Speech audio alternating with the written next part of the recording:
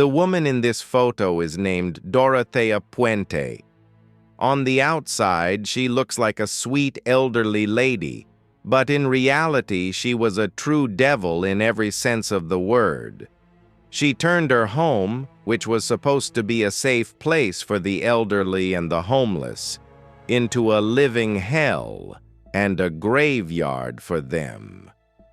Because of these horrific crimes, she became classified as one of the last known female serial killers in the United States. In 1988, Alvaro Montoya, a man with a physical disability and schizophrenia, was under the care of a social worker named Judy Moyes.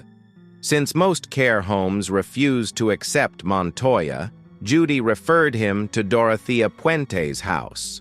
Dorothea was known for her kindness, taking in elderly and homeless people no one else would. She welcomed Montoya warmly, but after a month he disappeared. When Judy asked Dorothea about him, she claimed he went on vacation to Mexico. But Judy knew better. He couldn't do that alone. Judy reported Montoya missing to the police. When officers questioned Dorothea, she repeated her story, and one of the residents backed her up. But as the police turned to leave, that same man secretly handed them a note. It read, "She's the one making me lie."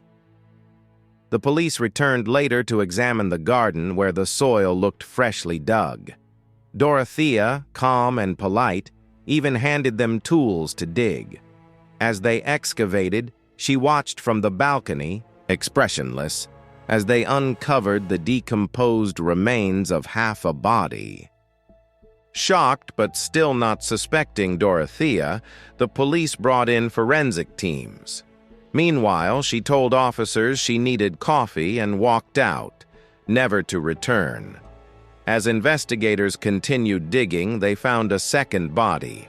By the time they realized she had fled, it was too late. A neighbor stepped forward, revealing Dorothea had often asked him to dig in the yard, saying it was just trash.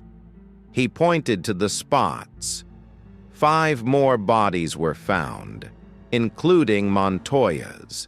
Dorothea became the prime suspect. She fled to another state, but someone recognized her face from the news and called the authorities. She was arrested. That's when the full nightmare emerged. She had a criminal past, prison time for theft and check fraud. She opened her home not out of kindness, but to steal pension checks from people with no family. She wasn't even as old as she seemed. She was 59, but had posed as 75 by dyeing her hair white and dressing elderly. The bodies were missing hands, heads, and feet. To prevent identification, forensic teams identified most of the victims. All had been drugged with a sleeping pill prescribed only to Dorothea.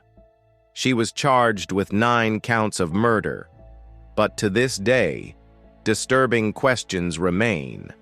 How did she kill and dismember her victims with such a frail body? Where are the missing body parts? And was she truly working alone?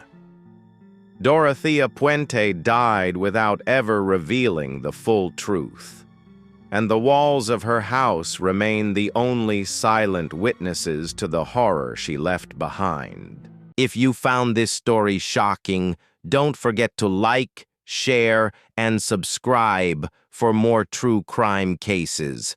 Until next time, stay safe and thanks for watching.